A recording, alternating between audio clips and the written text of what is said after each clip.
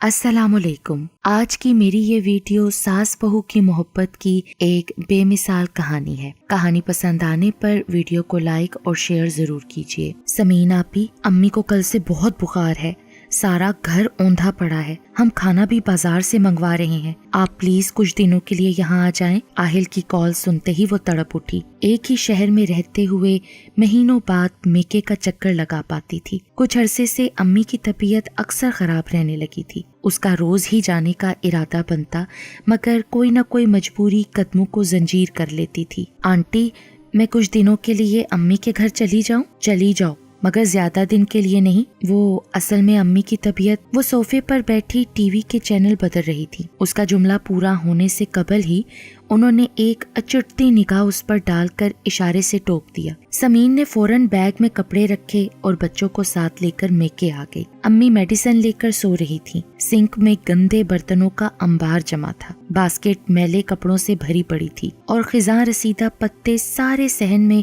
ہوا کے دوش پہ محو رقص تھے۔ بچوں کو ان کے ماموں کے حوالے کر کے وہ مستعدی سے کام نپٹانے لگی۔ کپڑے واشنگ مشین میں ڈال کر خود برتن دھونے لگی۔ آپ بھی ایک بات کہنی تھی۔ ہاں کہو۔ اگر ہم حسن بھائی کی شادی کر دیں تو ہمارے گھر کی فکروں سے آپ کی جان چھوٹ جائے گی۔ آہل پرسوچ انداز میں گویا ہوا۔ آج حسن کی شادی کا خیال کیسے آ گیا تمہیں؟ وہ مصروف انداز میں بولی۔ بس یوں ہی۔ اب دیکھیں نا آپی، امی کی طبیعت جب بھی خراب ہوتی ہے آپ کو آنا پڑتا ہے۔ اگر بھائی کی شادی ہو جائے تو گھر میں بھابھی آ جائیں گی اور وہ سارے گھر کا کام سنبھال لیں گی، پھر آپ بے فکر رہیں گی نا۔ بڑے سیانے ہو گئے ہو، وہ ہنستی۔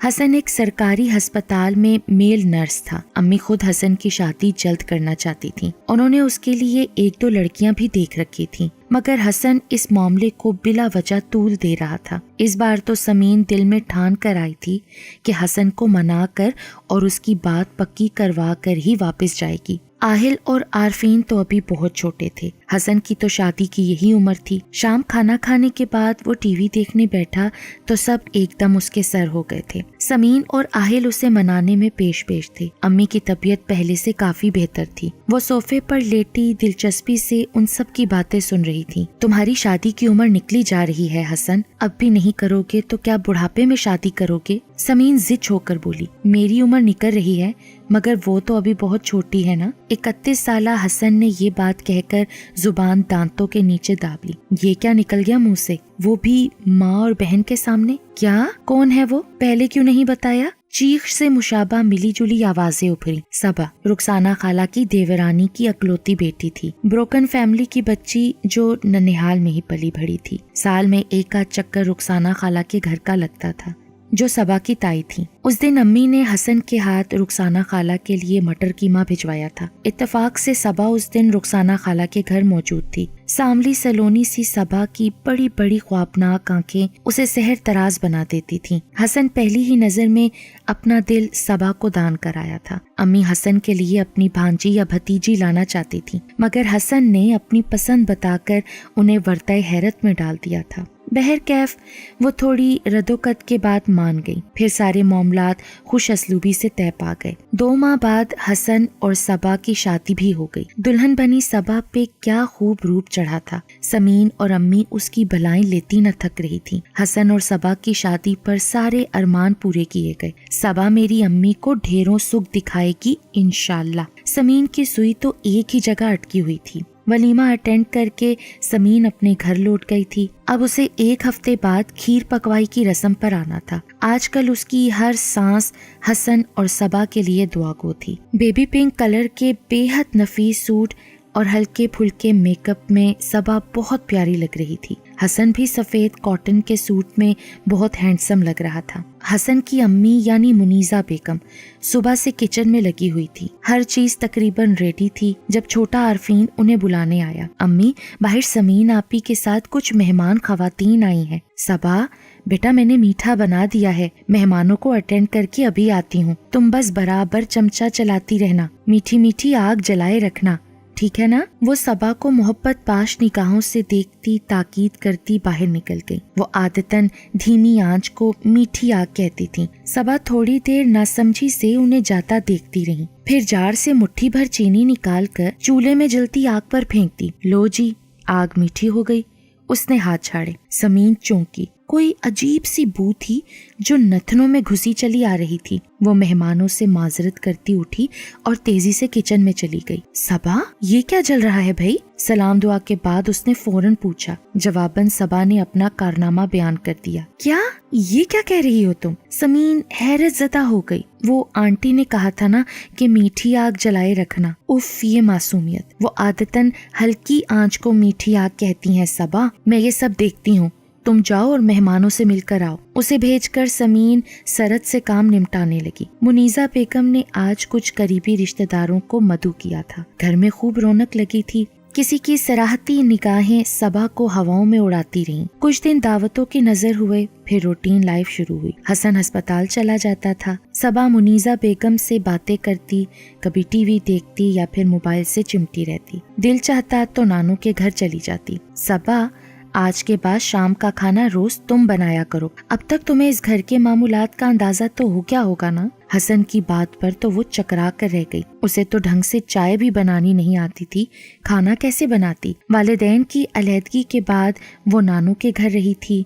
ना किसी ने उसे काम का कहा, ना उसने खुद से सीखने की कोशिश की। वो सेकेंड ईयर की स्टूडेंट थी जब नानो पैरालाइज हो गई। उन्हीं दिनों में हसन का रिश्ता आया और मुमानी ने उसकी मर्जी जाने बिना उसकी शादी तक तय कर दी। वो गुमसुम सी हसन को देखे जा रही थी। क्या हुआ भाई? कुछ नहीं, मैं बना दूंगी, थैंक्स। वो मुस्कुराया, लेकिन सबा मुस्कुरा न सकी। आंटी, एक बात कहूँ, मुझे कुकिंग नहीं आती, लेकिन मैं अब सीखना चाहती हूँ। आज हसन ने यखनी पुलाव की फरमाइश की थी, आप मुझे गाइड करेंगी प्लीज? धुले धुलाए चेहरे के साथ अगली सुबह वो मुनीजा बेगम के सामने खड़ी थी। एक हमारा दौर था। गंदुम की कटाई और चक्की पीसने जैसे बामुशक्कत काम सिखाने के बाद ही माएं ब्याती थी।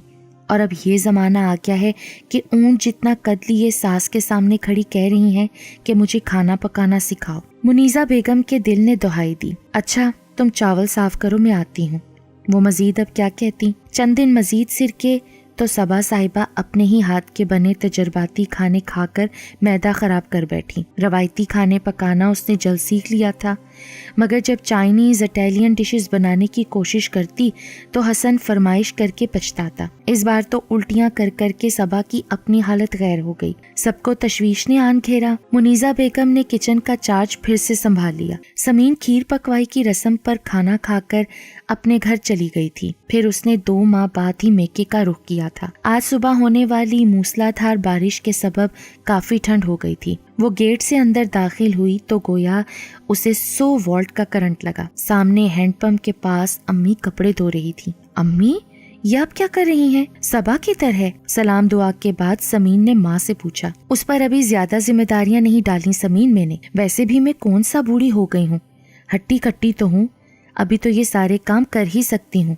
उन्होंने मुस्कुराते हुए अपनी बेटी को जवाब दिया। अम्मी, आपको नहीं लगता कि आप इसे कुछ ज्यादा ही छूट दे रही हैं? मैंने इसे कोई छूट नहीं दी। जहाँ तक मुमकिन हो वो हर काम में मेरी मदद करवाती है। मैं अपने सुकून के लिए उसके ये खूबसूरत दिन खराब नहीं करना चाहती समीन। उसके सर पे माँ बाप का साया नहीं था समीन कि वो उसे जमाने की ऊंच नीच समझाते। जल्द या बदीर वो सब कुछ सीख ही जाएगी। माँ की बातें सुनकर समीन काफी हद तक कायल हो चुकी थी। ये जरूरी तो नहीं ना कि ससुराल में जो ज्यादतियाँ हम माँ बेटी के साथ हुई वही ज्यादतियाँ सबा के साथ भी हों। मैं चाहती हूँ कि मेरी अदम मौजूदगी में भी वो मुझे अच्छे लफ्जों में याद करे। शुरू में तो मुझे दिक्कत हुई थी समीन बेटा, लेकिन मस्बत रवैया और रुख अपनाने से मेरा दिल बहुत मुतमईन हुआ। दरवाजे की ओर से उनकी बातें सुनती सबा भागकर मुनीजा बेगम से लिपट गई। उसका दिल अपनी सास की अजमत पर ईमान ले आया। समीन भी सास बहू की मोहब्बत देखकर मुस्कुरा दी।